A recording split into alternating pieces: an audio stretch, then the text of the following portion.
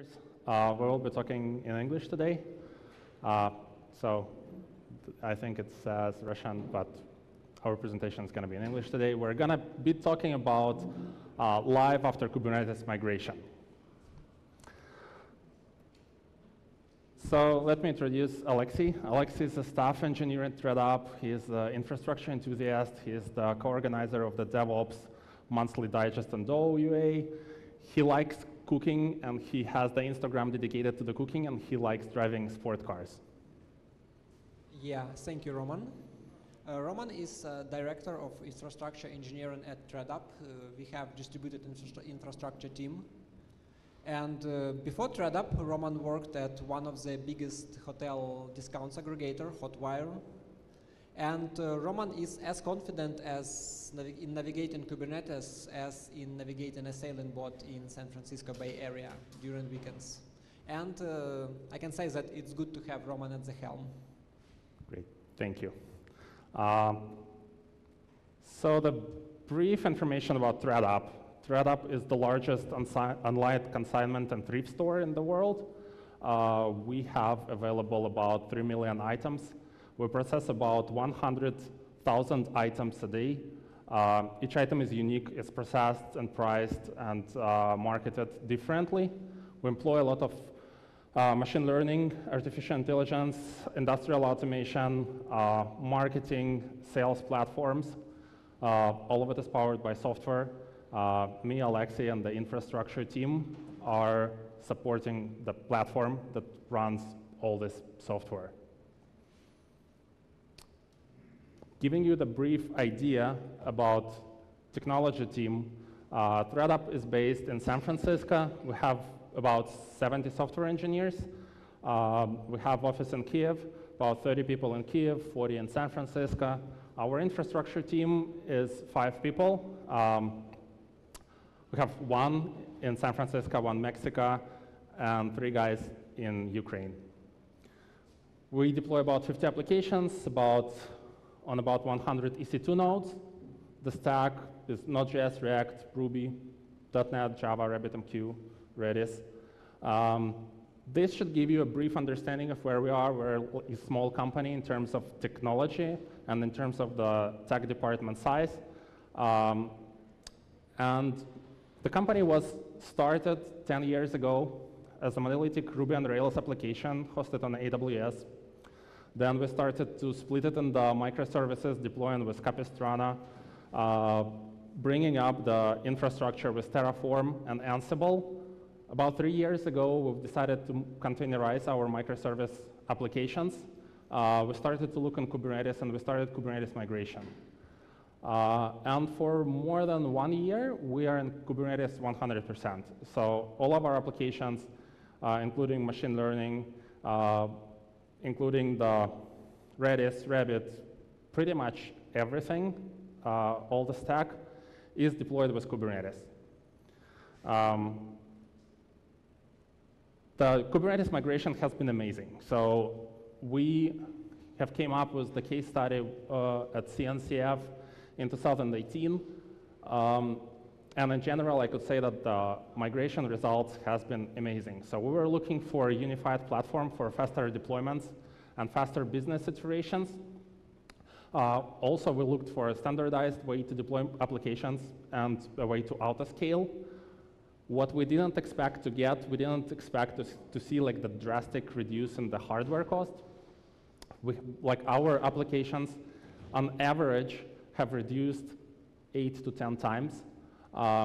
Here the number is like 56%, but we have killed a lot of staging environments after that, so it has reduced even more. In general, Kubernetes migration has been great. We have our ups and downs and failures. We didn't kill the production cluster, but it's been pretty good learning. Our platform, we use Cloudflare as the CDN and DNS provider. We use HA proxy as our major point to route traffic. We set up AWS resources with Terraform. And we have 3 clusters, 1 production, 1 staging, 1 sandbox. Cluster is deployed on top of the EC2 nodes, which we harden with Ansible hardening and Packer. And we deploy applications on our cluster using Kubernetes and kops, like in deployment with Helm. So this is, in a nutshell, what we have right now and what we are working with. Okay, guys, so it was a brief introduction about our company and our infrastructure, and here comes navigation story themselves. Like, imagine one day you wake up and realize that, okay, migration to Kubernetes is finished, we are 100% in Kubernetes, but then you see that even during the migration you collected some technical debt, and maybe now it's time to pay this technical debt by fixing shortcuts and gaps. Then you maybe need to improve developer experience inside Kubernetes clusters to provide them with better platforms, a better tool set and services. And of course, like infrastructure optimizations, it's everyone wants to do after migration also. Let's talk about authentication. And I think a lot of us received like some requests from engineers like, hey, infra team, I need an access to a Kubernetes cluster. And during our migration, we used shared root certificate, sign it. And it was okay because our team is small and everyone has admin access and everything like that. And we even give engineers upon request, our core engineers, this certificate, and it was good. But when you migrate it and when you provide access to whole company stuff, it might be the case that you need to organize users into groups and give them granular permissions. So we started to review for our possible solutions, how to do it. And staying with signed certificates for everyone seemed to be good and obvious and logical because we already used signed root certificate. But Kubernetes doesn't have ability to implement certificate revocation, so we started to look further. And we have a single sign-on provider, and with OpenID Connect features and Kubernetes support OpenID Connect. But for us, this single sign-on provider doesn't give you user groups in OpenID claim, so we can't, couldn't use it in such a way. So we stopped and AWS IAM Authenticator. When we started to implement it, its name was Heptio, and after that it became de facto standard for AWS Kubernetes. And not to mention that major cloud providers have similar solutions. So what it does actually, it utilizes IAM roles and IAM users and provides access to Kubernetes based on these credentials. Let's review how it works. I will describe it briefly. So on the client, you have your kubeconfig with token authentication, and each token has users' IAM credentials, information about user, information about cluster, which cluster you want to connect, and information about user groups you want to get and to be able to make commands with. So API server receives this request with token. It passes token AWS Authenticator daemon set. Daemon set verifies your token, verifies you are able to get these groups. And then if it confirms to API server that everything is okay, so your session is granted, and then you check your permissions with RBAC, which is also de facto standard for permissions granular access in Kubernetes. So in a nutshell, users kubeconfig consists of like several multiple clusters we have and appropriate roles, according roles for every user. But engineer, as a user, it might be not his job and his pain to care about, for this cluster I want this, I need this role, and for this cluster for production I might need only read-only. And it becomes cumbersome for engineers to track all this information and to ask it for us. So we created a kubeconfig generation service. So all engineer needs to do is like install kubectl locally, configure AWS credentials locally, execute shell one-liner, and after that he or she has cron script deployed and executed periodically.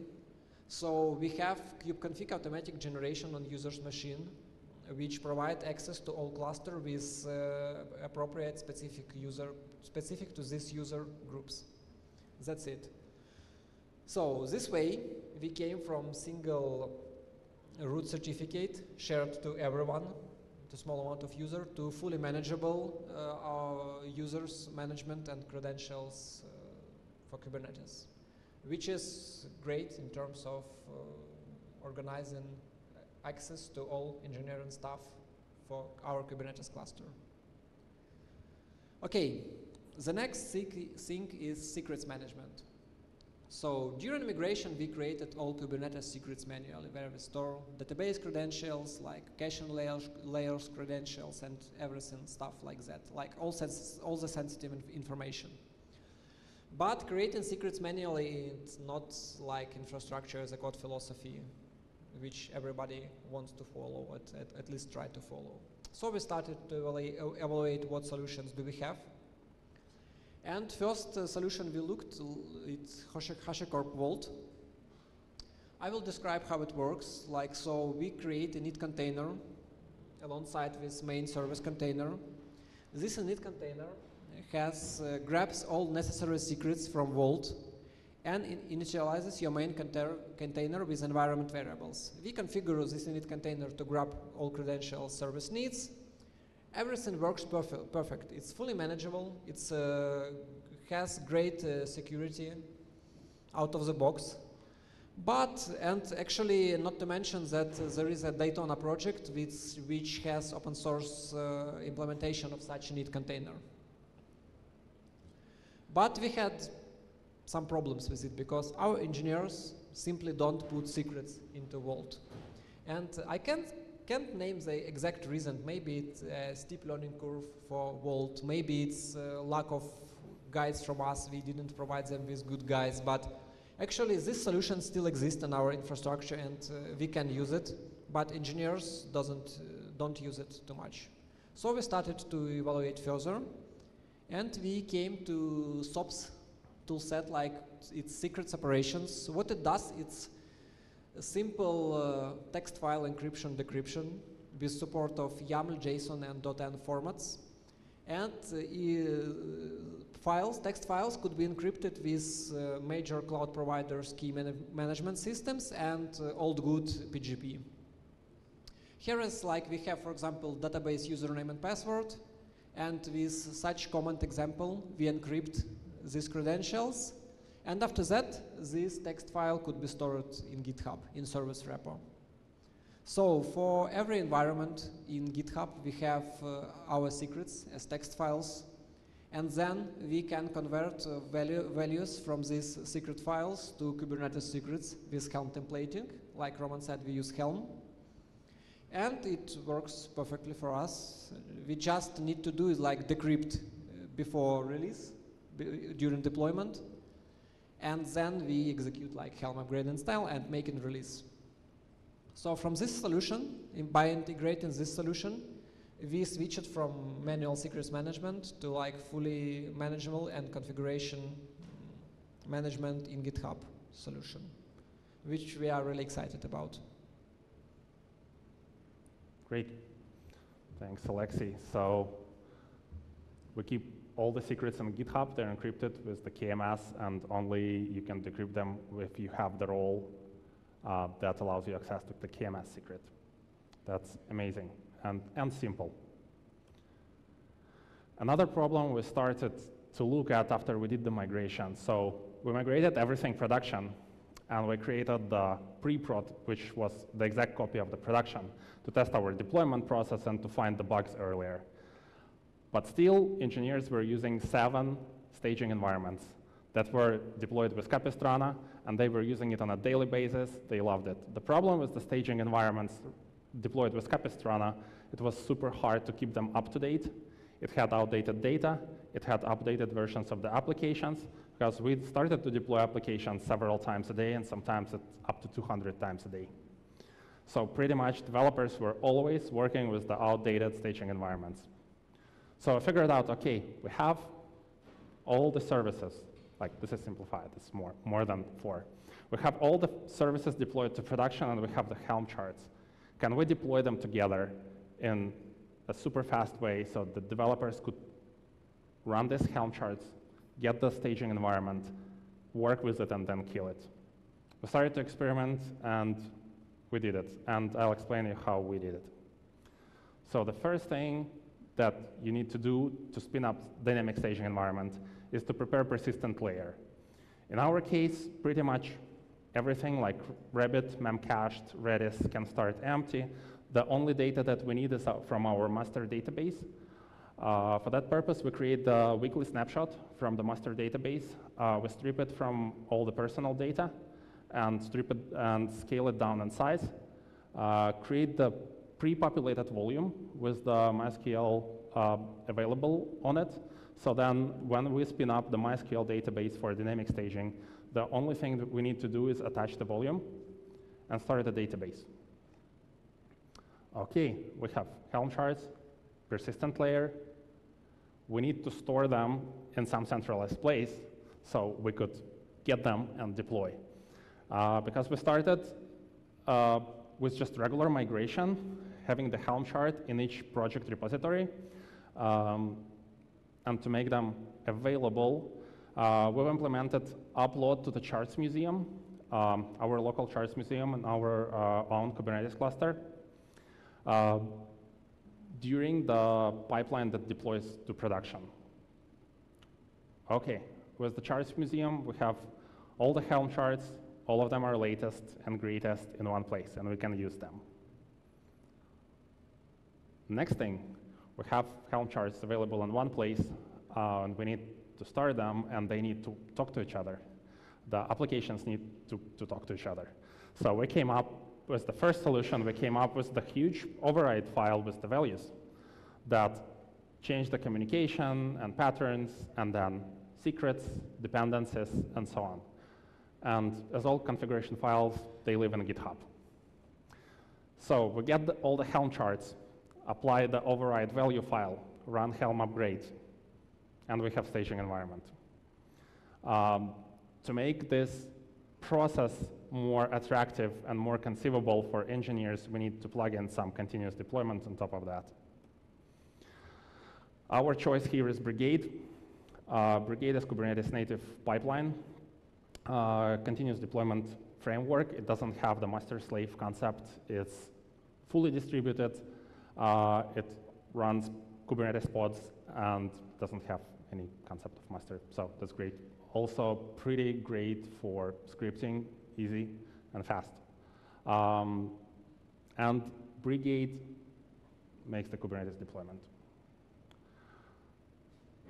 So using this way, developers can go create the branch, change the image tags for applications from latest to some commit IDs or whatever tags they have in the image repository. Push the commit, Brigade starts the pipeline, and in about 4 or 5 minutes, you have the fully functional copy of ThreadUp, spin up with the nice DNS name, which is exactly the name of the branch. We keep our dynamic staging environments alive for 24 hours. Then they're cleaned up. If you need to use the environment the second day or the third day, another commit to the branch will spin up the pipeline, and the Helm upgrade will bring it up. So maybe there are better ways to do this stuff, but we figure out config in GitHub is pretty common, and having the Helm charts in Charts Museum, this is the way we use it. It's pretty great. So we have deprecated our 7 staging environments with Capistrano. Currently, we're on different days from 5 to 10, sometimes 15 dynamic environments.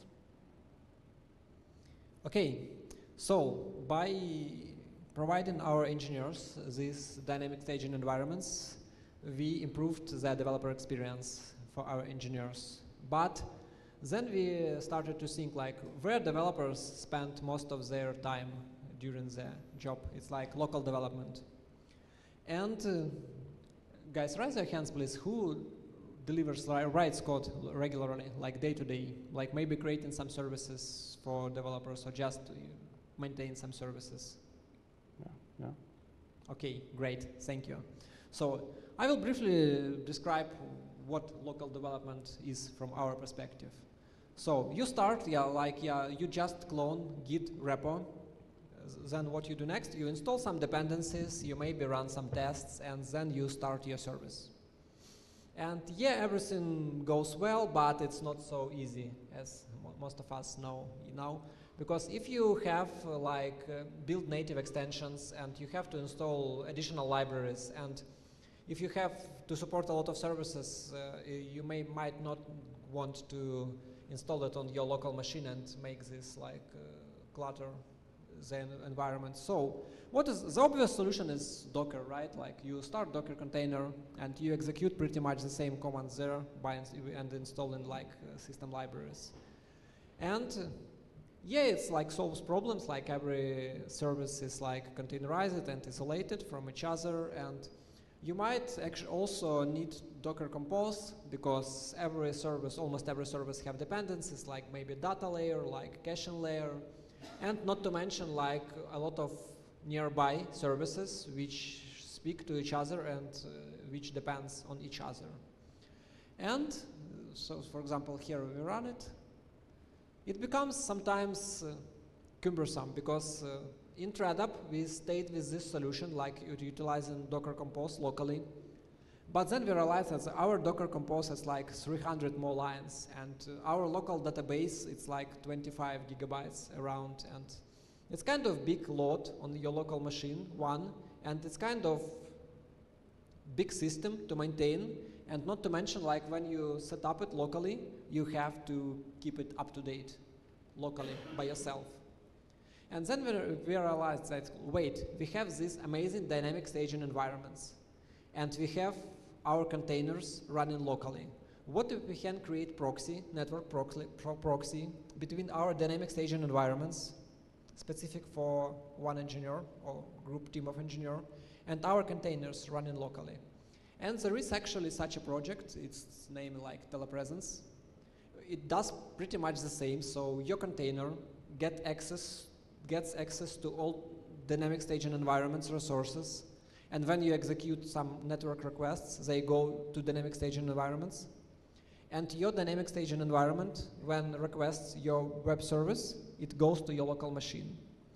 The command to run it, it's pretty much the same as to run the container, except you need to specify which deployment you want to substitute. And of course, it's convenient to map your file system and ports, so all changes you made on your code editor are applied to your container, and you can see updates in your browser right immediately.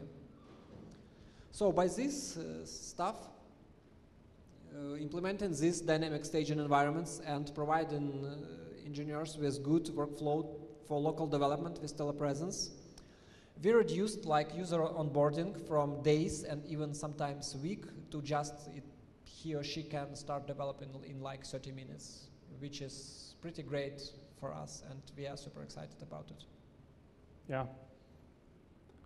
Great. Another use case here is maybe the native development team. So the guys are changing content and they want to check if it works with the native applications. So before they had to set up the entire stack on the local machine and to make sure that it's running, including all the databases and all the applications. Now they just work with the content, and the rest is in the staging environment. Yeah, and mobile engineers, it's not really familiar with all this backend hard stuff like Ruby, Go, you know. Okay.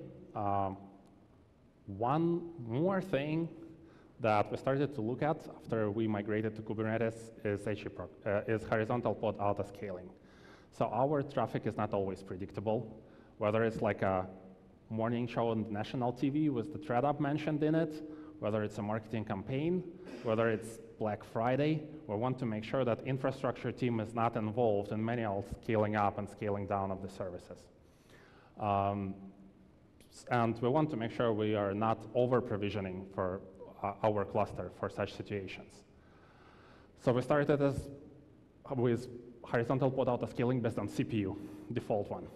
CPU is very different on different services, and it changes differently on the different services. And sometimes if you add more pods, the CPU doesn't go down. So I figured out we need some metric which is going to be easy to understand and kind of similar for all the services. So we plugged in our Datadog APM with the Kubernetes. So the horizontal pod autoscaling is polling for Datadog agent metrics.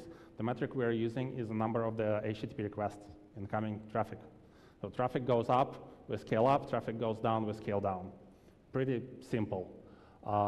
So this is the config for horizontal pod autoscaling, HPA, request hits, average value 10.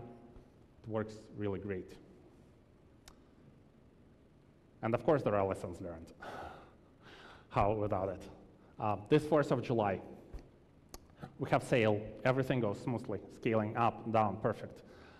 I see that our card service, which is typically a response time of like 200 milliseconds, response time is going up to 1 or 2 seconds every 10 minutes.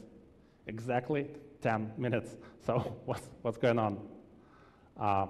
Not terrible, it's great, but the shopping cart is our core business.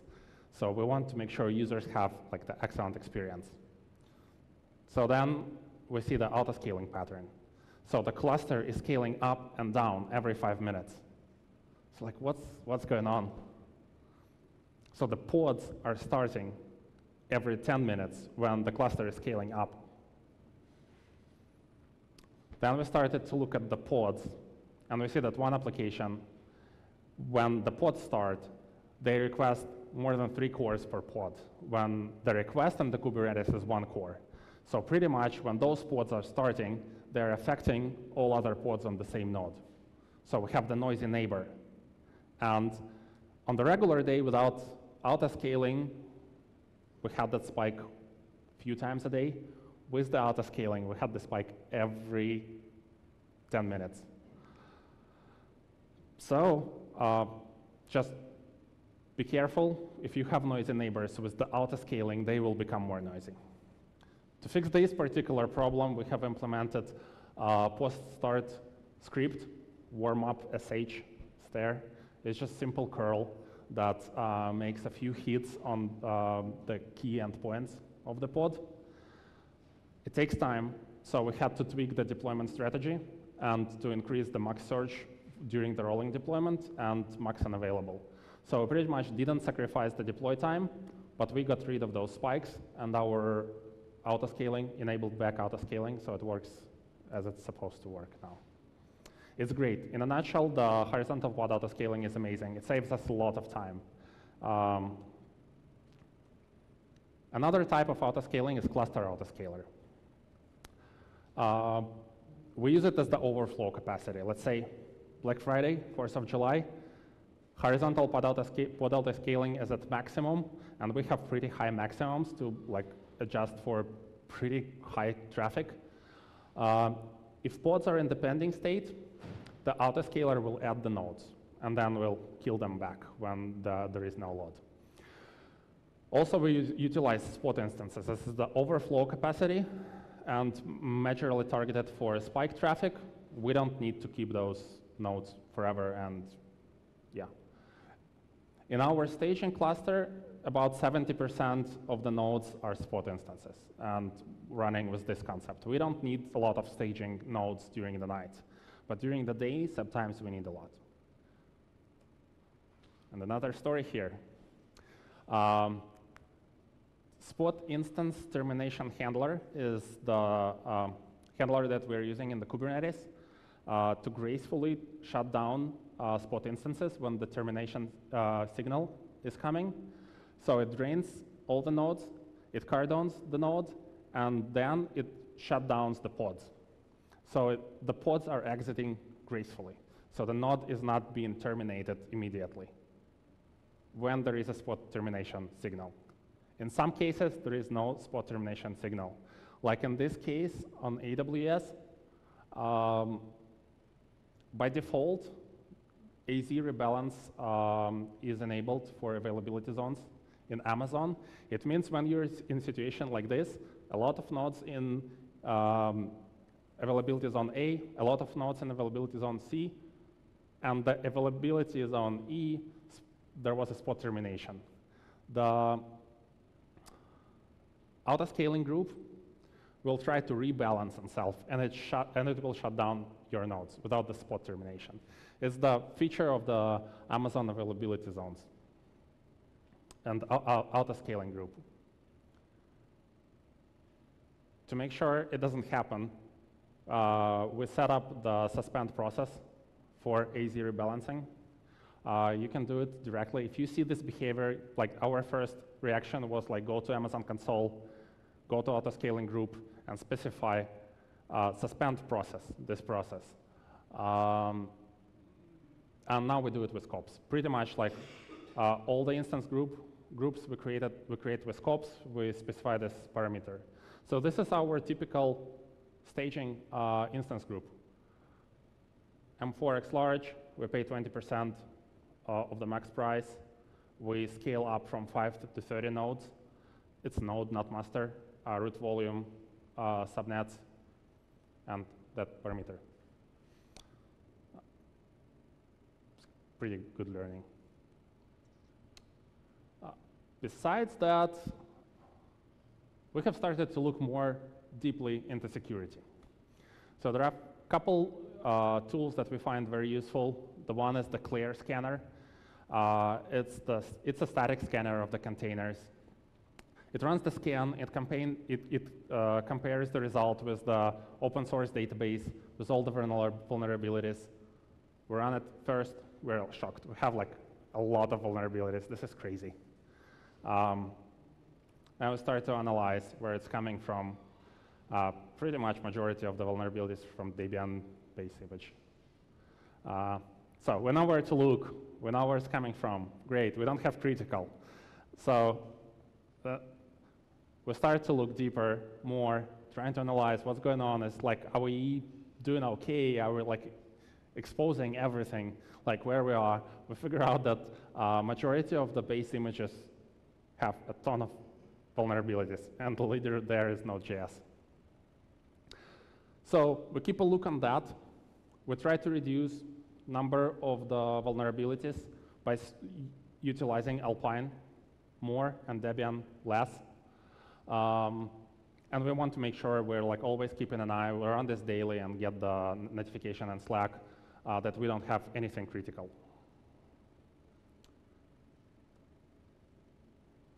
Another security tool that we have started using recently is the Falco by Sysdig. So we deployed Kubernetes. We started to deploy stuff in it. We started to analyze the auth log of the Kubernetes. It's super messy. We to figure out what was going on, if something bad is going on, if we're leaking some access, is pretty much impossible. So the way to understand that is to start writing some regex, rules, parsers, and great that the Falco did it for us. They've just created those rules, and we stream readable, nice logs that are produced by Falco into our Datadog logs management, and we can analyze what's going on in the cluster.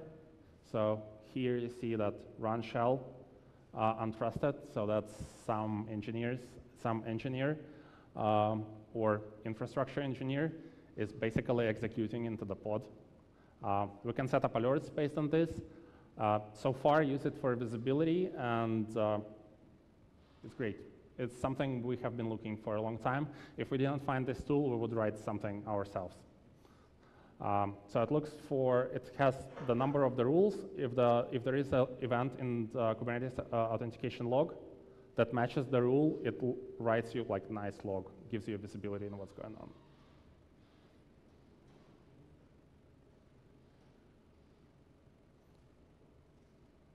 Service mesh, the hot topic.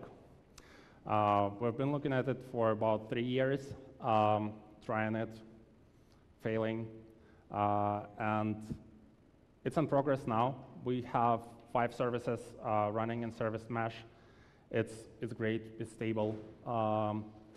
We are rolling it out, adding 2 more services this week, and probably we'll try to migrate everything till the end of the year.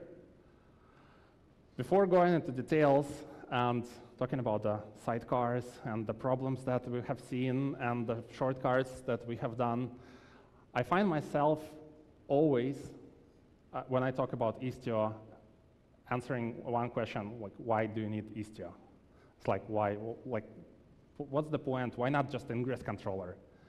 And I'll try to explain here as well. So our typical infrastructure with the EC2 nodes, Service A, Service B, Service C, load balancers. Service A and Service B have the DNS name. One is threadup.com, the other is ops.threadup.com. When they talk to each other, the traffic goes through, resolves DNS, external load balancer, HA proxy, internal load balancer, service. And it happens pretty much everywhere. So if you spin up new service, you create new load balancer. We have pretty great visibility. We have HA proxy logs, metrics, monitors, like hooked up in the Datadog, hooked up in the PagerDuty. Wonderful. With migration to Kubernetes, we can simplify. So sometimes Service A pods and Service B pods are on the same node, and they're definitely in the same network. And they don't have to be exposed to the world, and they don't have to have the DNS name, because the Kubernetes provides the service discovery if you're using cluster IP. This increases performance drastically. This is great. This is what we need. What we miss in this system is visibility. If in this situation we have logs from the load balancers, we have logs metrics from HA proxy, we have logs metrics from Cloudflare, then here Service A is talking to Service B, and we don't know what's going on. If they're fast, if they're slow, if they're losing connections, if how many traffic is going between them. So the first reason why we need Istio is we want to get the visibility. And pretty much we did get it. So the added value that we get after enabling Istio with the services is the simple configuration. As you see, there is no HA proxy here. So you don't have to change the config of HA proxy. You don't have to reload HA proxy. Like your routing configuration is stored together with your service in the same repository. So it's great. So you don't have to go to HA proxy repository, change config, reload, monitor, remember where it exists. Like everything is inside of your application repository, your secrets, your routing. Perfect. Another add-on that we get out of the box is the policies. So we have just started to work with the policies, and we have already enabled mutual TLS, because why not? We're not the bank, we're not the PCI compliant company, we're not storing credit card information, but it was just so simple that we just did it. It works. We've measured performance. We don't see performance degradation. It's working. It's great. Yeah, and when you talk about security, it's like you don't know where you should end and stop. Make it stronger. Yep, so feel very positive about Istio. We've been running 5 services for about 5-6 months currently. We're not in a hurry. It's not our top priority, but it works. It's running in production 100%. Our user-facing services are running in Istio and Service Mesh. So feel confident in moving in that direction. Okay, what's next? We're getting closer to the end. So what are we doing next? Well, finish Istio rollout is something that we're working on right now. More security. Security is never ending. More tools, more monitoring, more alerting. Security policies with Istio is something that we're going to be focusing on. Knative builds, we made it work. Currently, our build system is not optimal, so we want something more distributed. Found some bugs with Kaniko, filed the bug requests, the issues in their tracker, waiting to be fixed. Maybe we'll go to that direction. And yeah, Oleksii is looking for new horizons.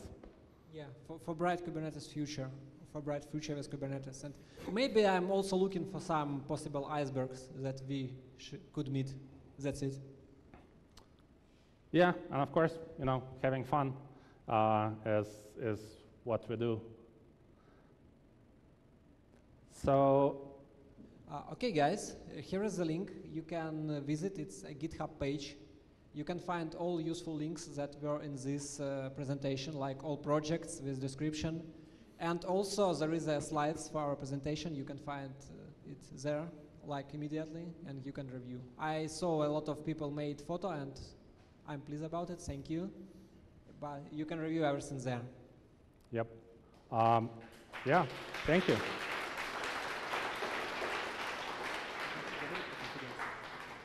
Yeah, also, please feel free to contact us. We're always looking for feedback. We're not Google or Amazon. We're a small company. We're always trying to improve our infrastructure. You have like some cool technologies, suggestions, feedbacks. Please feel free to talk to us. Follow us. Oleksii is going to be presenting on HA Proxy Conference next month.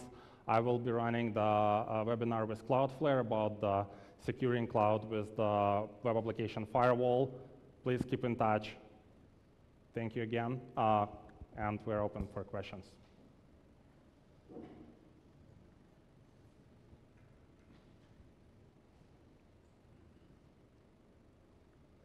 Why did you choose Bridget in compared to Verve, Flux, or maybe Spinnaker? Yeah, like I can answer that. Yeah, so we started with Circle CI first. Then our next step was Jenkins. After Circle CI. Why Jenkins, I can explain. We could run the parallelization, and we could run our pipelines way faster in Jenkins comparing to Circle CI. And of course, it's cheaper. So speed and cost. Then Jenkins is not really scalable with this like master and slave concept. So we started to look at the Kubernetes native platforms. We've compared Brigade, Drone, Brigade at Drone. Brigade is pretty great. It's distributed. It doesn't have masters. Doesn't have slaves. It pretty much runs your pods, and that's it, and then kills it. So there is no like centralized. The system is not centralized. The Brigade file is one file. Written in JavaScript, easy, like developers can understand that, and it's fast. No, well, Jenkins is faster. That's why we still our major CI platform is Jenkins, because it's faster. We use caching, and we don't have to upload test results because they're stored in master and the file system already. So still our choice is Jenkins. Our infrastructure team choice is Brigade, because it's distributed, it's Kubernetes native, it doesn't have this like centralized system, and it has scripting in JavaScript. Yeah, actually, we wanted to include continuous integration processes review, but it may be a topic for a single talk. Actually, we have here a person who is super experienced in all this continuous integration stuff and who did comparison and migration and tests. You can come and ask questions after presentation. He will tell you something interesting, I'm sure. Thank you. Yeah.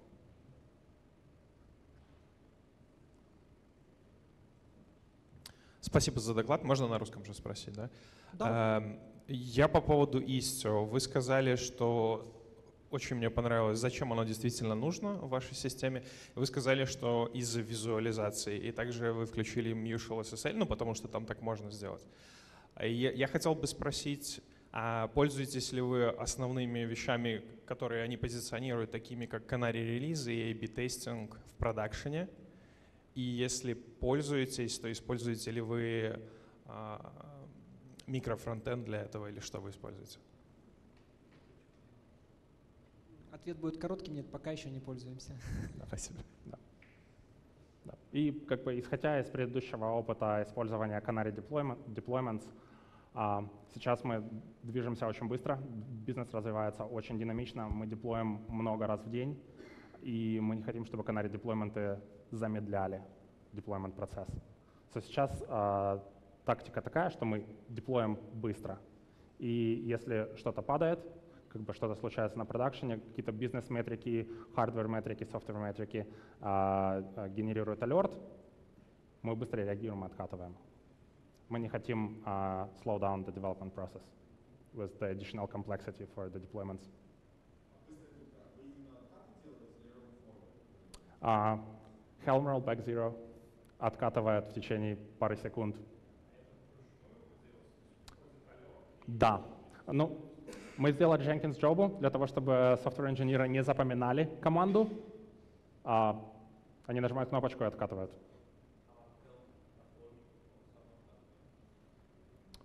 Helm сам откатывает, если был сбой в деплое. Если деплой прошел хорошо, но бизнес-метрика упала, то Helm не знает, что нужно откатывать. Да, если деплоймент не successful, то, естественно, он откатывает назад.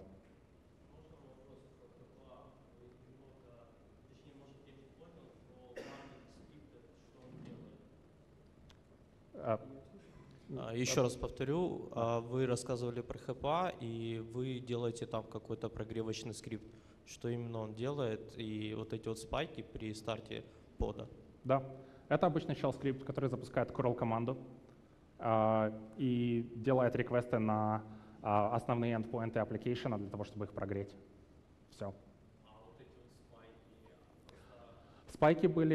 Спайки были из-за того, что во время старта поды поднимались непрогретые, и первые реквесты требовали много CPU для того, чтобы как бы прогреть поды. Приходит большое количество запросов сразу. Просто проблема в том, что HPA отрабатывает, когда вот этот спайк идет, HPA отрабатывает, ведь надо еще поды, и он начинает разрастаться уже. Да, а потом он скейлит вниз через 5 минут, а потом снова вверх, а потом снова вниз.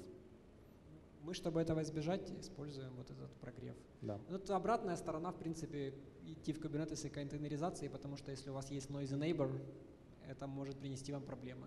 И у вас все крутится рядышком. И потому что когда это на одной машине, вы точно знаете, что где и в чем проблема. Когда это все в одном месте, вы должны потратить больше времени на то, чтобы действительно найти.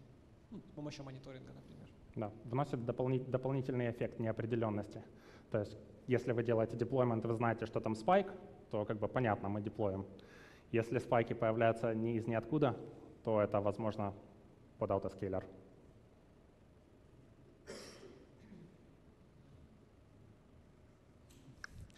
Я извиняюсь, вы упоминали конфиг-генератор для kubectl, для пользователя. Вы его заопенсорсили или вы его где-то скачивали? К сожалению, пока нет. Если вы с нами свяжетесь, мы с удовольствием обсудим, поделимся опытом без проблем. Спасибо.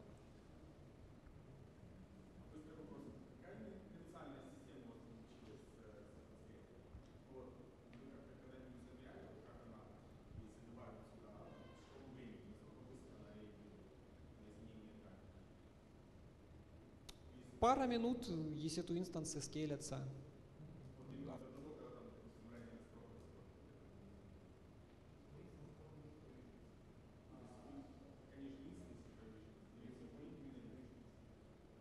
А какой аутоскейлер? Под аутоскейлер или кластер аутоскейлер? Ну, то есть у нас есть оба. Мы можем обсудить потом в деталях. Еще один вопрос. Вы там в инструментах используемых указали пакер, но у Копса же есть свои имиджи. Вы их еще модифицируете как-то? Да. Мы берем basic Kubernetes image, который используется в Kops, накатываем на него свои дополнения и создаем AMI опять через пакер. Да. А какие дополнения? Ansible hardening операционной системы, установка дополнительного тулсета для нужного для нас, для того же аутентификации и так далее. Как я уже сказал, сейчас AWS Authenticator — это де-факто стандарт.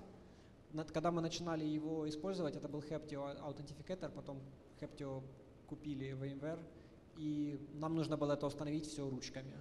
Вот. Спасибо.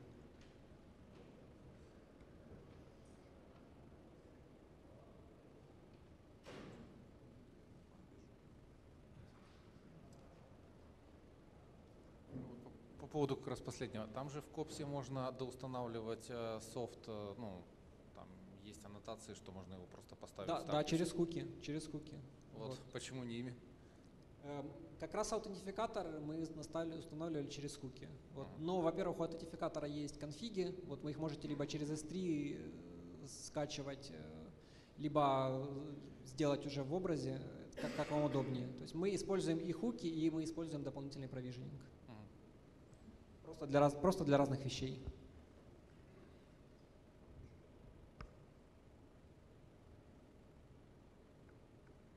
Все, спасибо. Спасибо большое, ребята.